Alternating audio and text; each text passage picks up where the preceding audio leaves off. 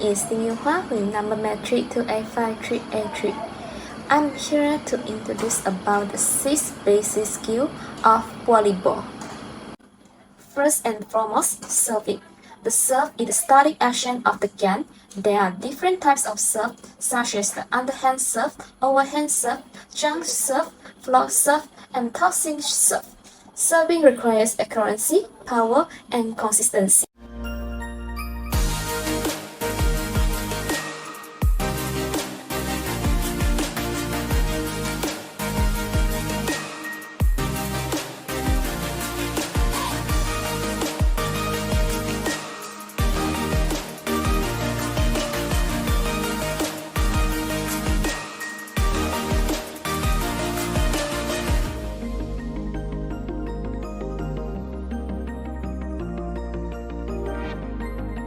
Second, passing. Passing, also known as pumping or forearm passing. Passing is the art of receiving the serve or a hit from the opposite team. It involves using the forearm to direct the ball to the settle for a set or to a teammate for an attack.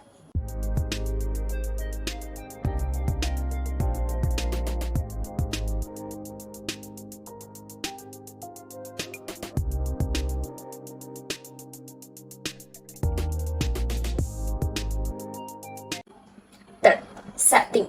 Setting is the skill of directing the ball to a hitter for an attack. The setter use their fingertips to push the ball in a controlled manner and create optimal conditions for the attacker. Precise setting is crucial for effective attack. Fourth, spiking. Spiking is the offensive extension of spiking in the ball over the net into the opponent court.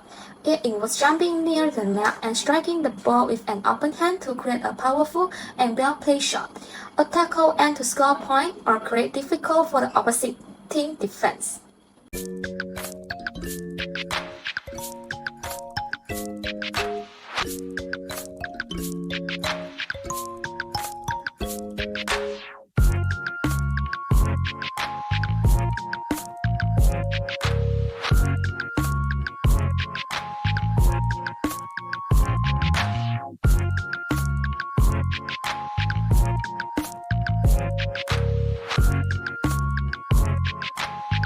Next, blocking.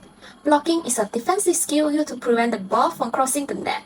It involves jumping near the net with hand above the net height to intercept and deflect the opponent's attack. Effective blocking can disrupt the opposite team's offense and create scoring opportunity.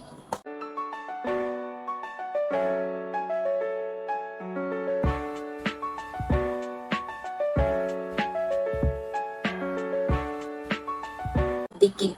Digging is a defensive skill used to save a spike or attack ball from hitting the floor. It involves quickly reacting to the opponent's attack and using the forearm or hand to control the ball and keep in play. A successful dig allows the team to transition into offensive play. The 6 skills from the foundation of volleyball are essential for players to excel in the game. Mastering these skills requires practice, coordination, agility, and teamwork. That's for me. Thank you.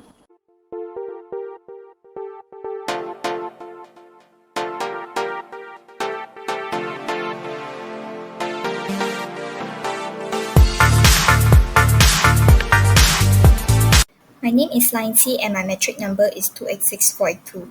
Next, I'll talk about the basic equipment needed when playing volleyball. First of all, we need to have a ball. A standard volleyball is made of leather which is between 9 and 10 ounces and has a circumference of 25.6 to 26.4 inches. The next equipment is the court. The figure on the left-hand side shows the dimensions of a volleyball court that comes along with a net as well as 2 sidelines and 2 end lines on each side of the net. The fifth equipment is the antennas and sidebands. Antennas are flexible rods made of fiberglass which are fastened at the outer edge of the sideband, where sideband are 2 wide bands attached vertically to the net and placed above each sideline. The following are personal equipment which are shoes, clothing, and knee pads. When choosing volleyball shoes, it's important to choose light-weighted shoes which allow you to be faster on your feet and bear good shock absorption on your toes. Besides, choose a lightweight cloth material to allow maximum flexibility and breathability to keep your skin dry. Lastly, knee pads are required to protect your knees from falls, slides, and dives. Hi, my name is Bong Sing Hui, my metric number is 287391, and now I would like to continue with the rules of volleyball. In volleyball, the teams are made up of 12 players with 6 players on each side, 3 in the front row and 3 at the back row. To win a set, you must score 25 points and be at least 2 points ahead. If the scores are 25-24 for example, the game carries on until one team has a 2-point lead.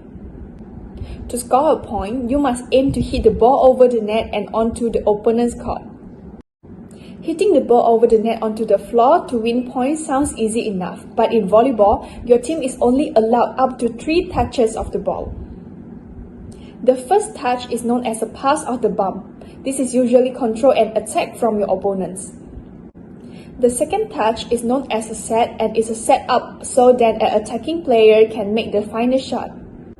The third touch is known as an attack or spike. This usually is an attacking shot over the net aimed at your opponent's court. The team can take less than 3 touches if they want to, and the game is back and forth affair with both teams setting up the ball and attacking each other's court. In the sport of volleyball, however, it's very easy to lose points. Once your team has won a point, all the players must rotate clockwise to stand a new position. Once a team has won 25 points and at least 2 points ahead, they win a set. The team that wins 3 sets first win. If both teams have won 2 sets each, the 5th and final set only goes to 15 points. A ball hitting the boundary line is in. A ball is out if it hits the floor completely outside the court. A ball is also out if it hits an antenna, any of the net or cables outside the antenna, the referee stand or pole, or the ceiling above a non-playable area.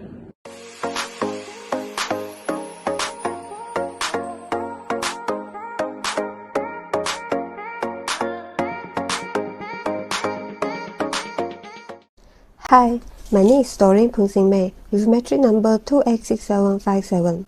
Next, we are going to learn how to avoid committing a foul when playing volleyball. In volleyball, there are 2 types of rule violations, playing violations and technical violations. Firstly, the playing rule violations of hitting into or under the net, outside the antenna, and beyond the boundaries of the opponent court are all playing violations.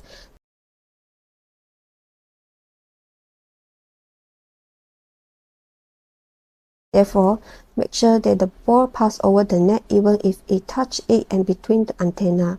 Also, based on the last player who touched the ball, make sure that it lands within the boundaries of the opponent court and is considered as inbound ball, scoring a point. The volleyball lands outside the field as an out-of-bound ball and the opponent scores when it hits the ground. If the volleyball touches a marker pole or any object in the air, it is considered an out-of-bound ball. Volleyball allows players to use any part of the body to catch the ball, but it is against the rules for a player to hit the ball 2 times in a row and for the team to hit the ball more than 3 times. A volleyball player hits the ball twice at the same time in a coherent movement. Also, a player misses the net after hitting the ball 3 times and makes a forced shoot, resulting in a combo foul and the opponent scores. Therefore, make sure you never hit the ball more than once and be careful to count the number of times the ball has been hit by your team.